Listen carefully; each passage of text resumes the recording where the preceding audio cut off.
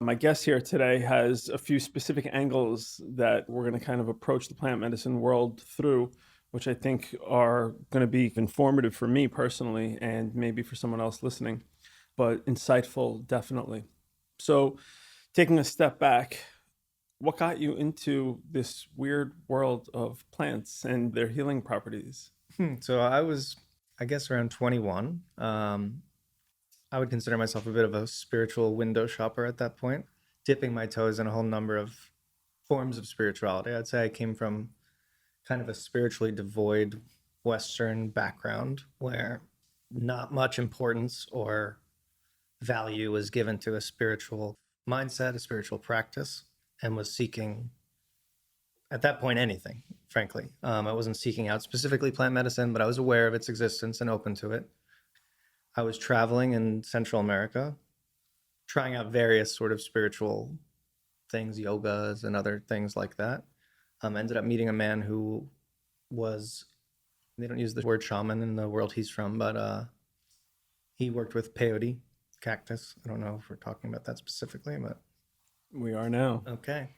And I ended up spending a lot of time with him. I took a lot of interest in him. And in comparison to sort of the other schools that I had been dipping my toes in, there was a level of depth and clarity.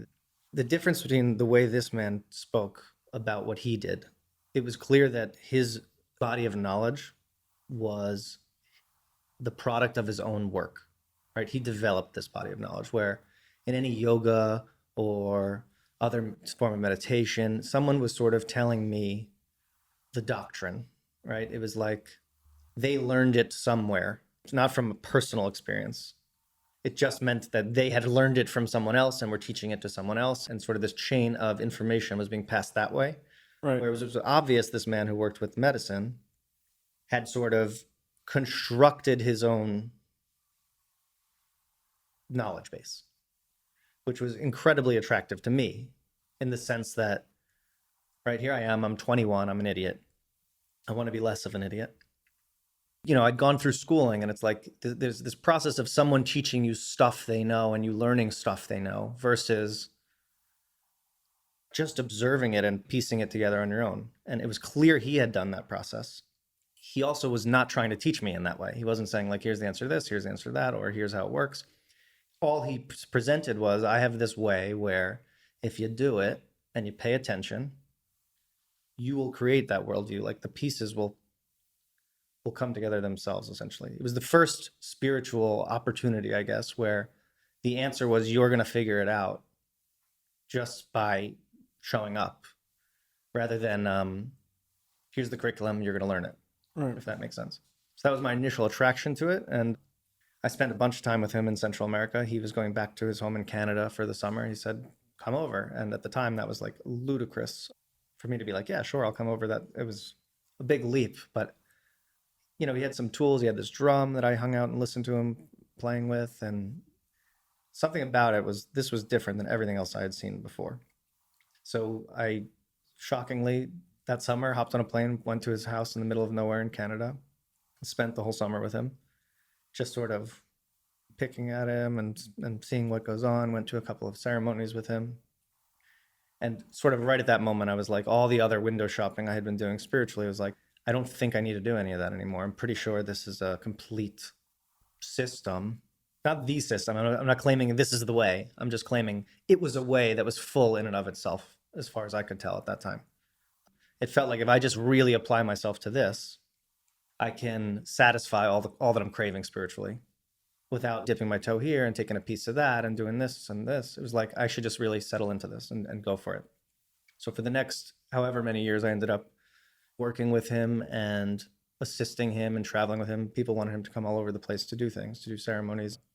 So I ended up sort of being his assistant and working with him and traveling with him and got to see tons of places, people, a new sense of like what is the condition of the human, right? You just see a whole bunch of people in that space. You sort of get a sense of like, where are we? What are our strengths? What are our weaknesses as a people? I mean, and personally, of course.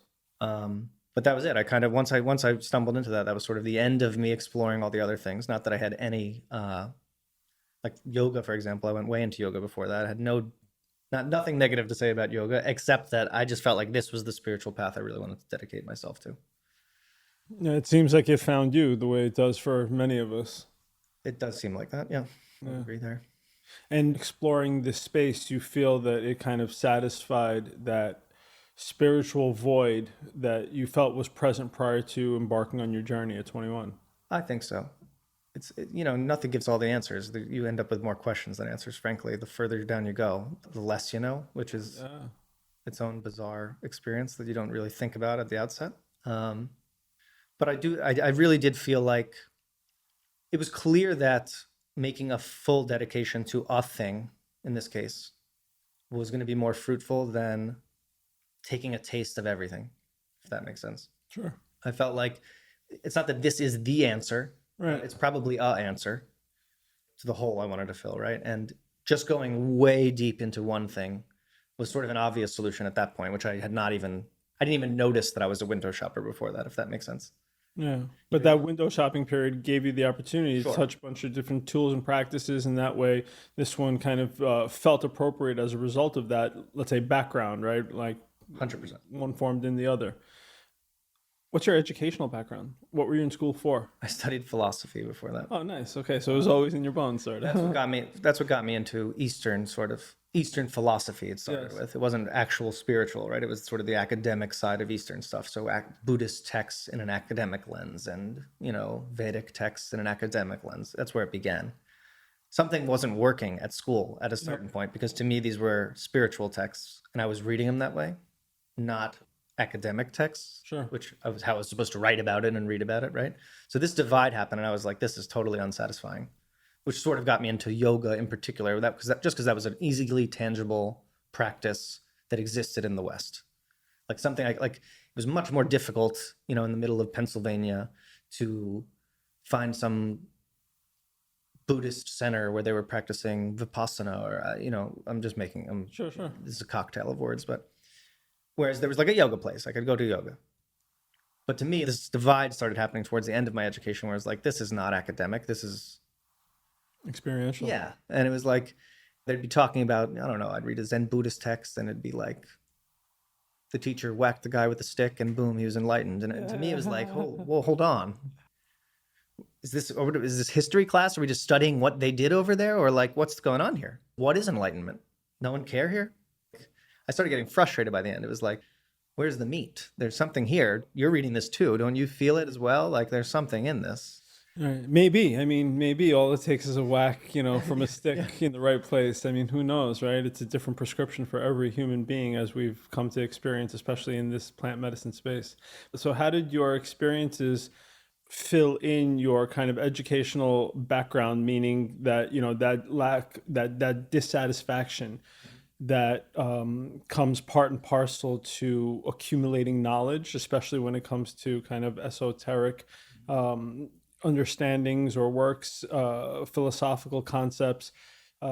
We feel that, again, we could accumulate the knowledge, but ultimately it gives us, like you pointed out, it gives us this history lesson, but it's kind of pointing the finger at something that transcends it, something that's available to us given the right kind of mix of circumstances and environmental cues or whatever it is, that there's something more to it. So these stories, these concepts, from yoga to philosophy, it's all pointing the finger at something. It's not the thing, right? But then you encountered the thing, your thing.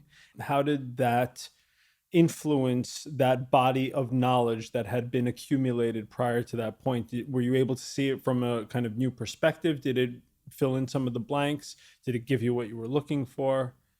I'm not sure if this addresses specifically what you are asking, but I think it's worth clarifying that I would say the prior education was ultimately a giant hindrance in understanding what I was doing.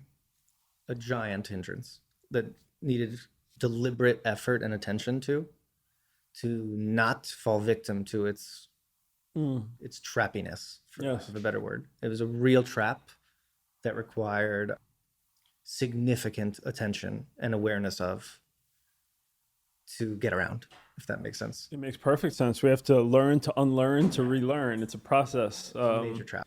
Right. So Did you find yourself undoing that trap Oh with yeah, the support of the kind of medicine and the work that you were doing? totally. I mean, I would sit with this guy and ask academic questions, Right. and And he would probably help you unlearn the yeah, concepts surrounding the idea of even learning in the first place. frankly, he was even hesitant to try to unwind my academic intellectual side of it with words because of my tendency to intellectualize what he said. Sure. So his solution usually was eat more medicine. Right. When someone's caught in the mind, you don't want to meet them in the mind. You're His just answer was pouring usually fuel shut fire. up, sit up, eat this. Haha, Was perfect. usually his answer. Yeah. And he was right, because you get to a place where the story you wrote about the thing is so blatantly just the story you wrote about the thing Right. that you're embarrassed.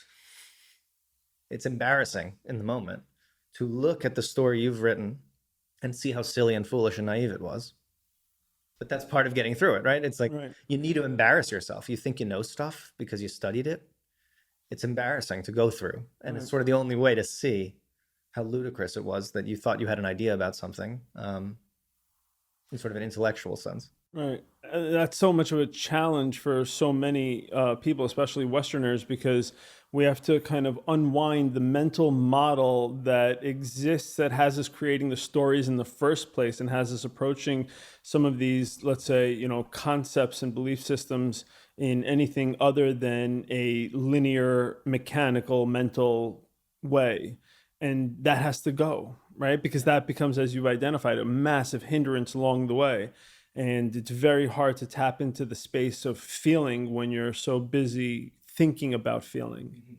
I noticed that within myself and with others, how difficult it is to unwind some of these concepts, and the depth of conditioning is just staggering once you start peeling back the layers.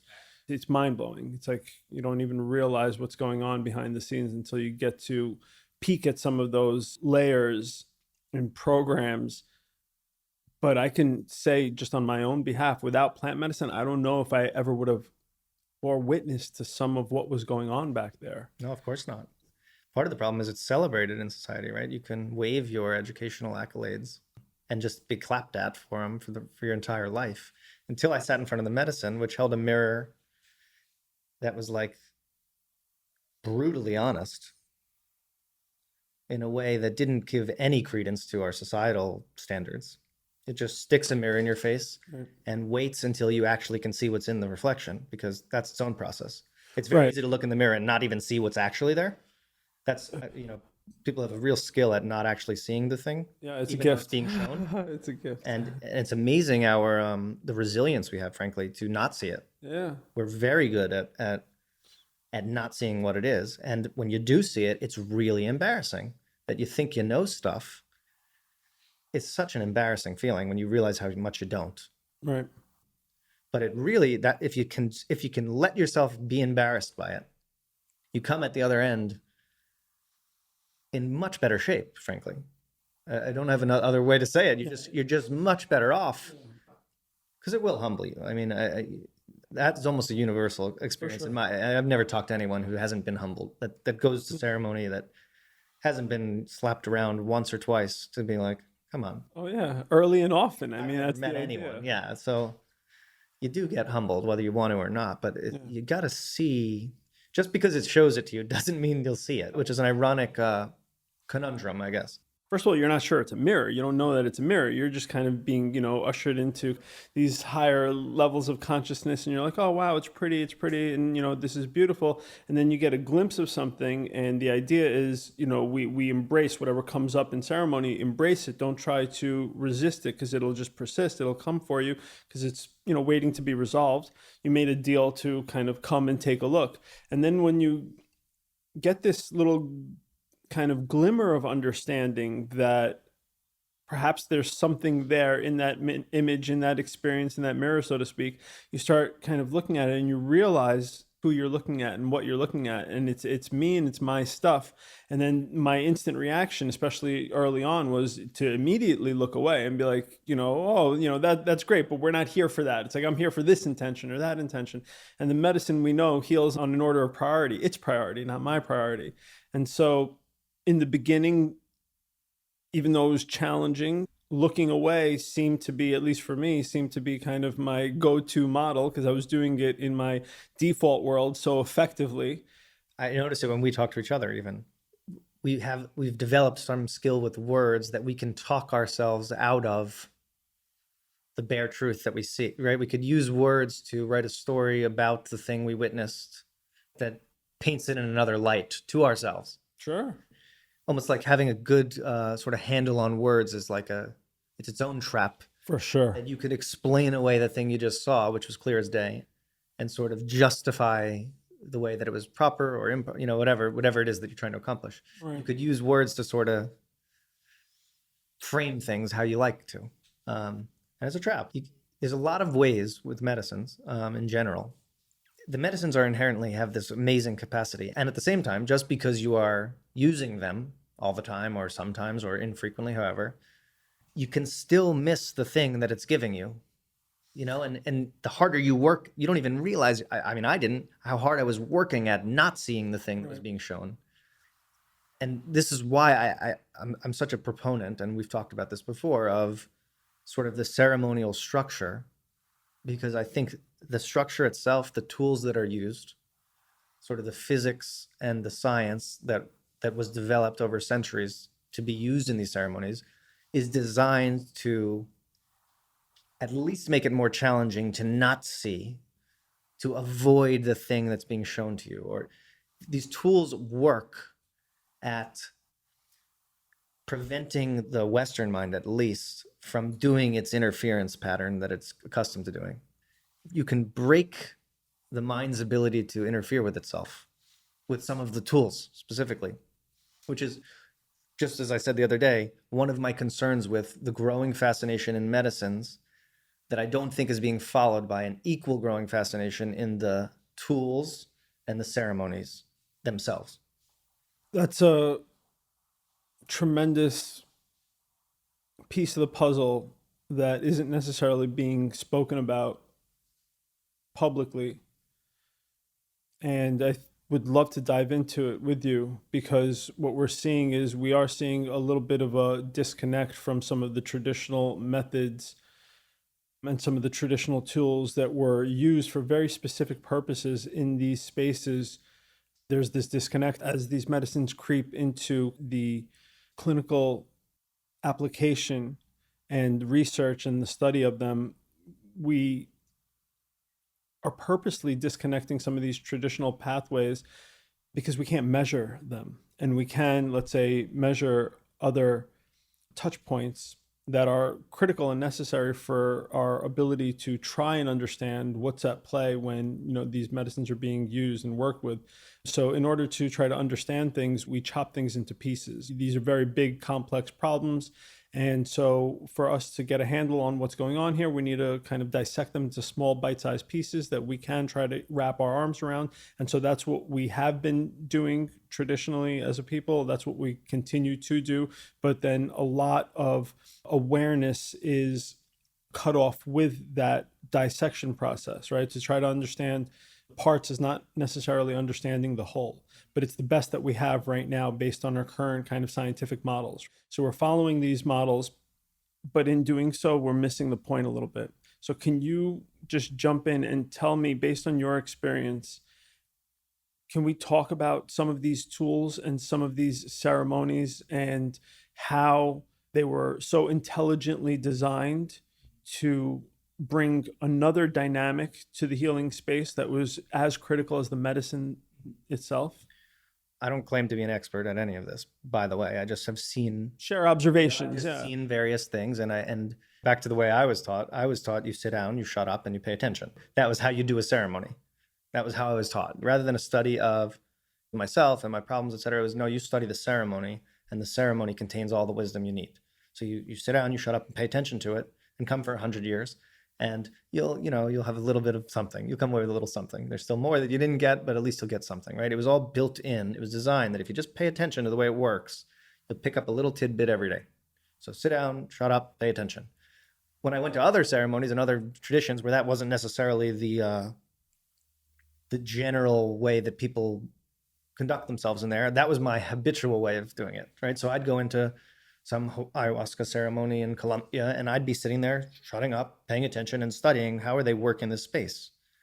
What is their protocol for cleanliness in a ceremonial space? I think to me, one of the most important topics generally is entanglement. I think it's one of the most important from the background I come from.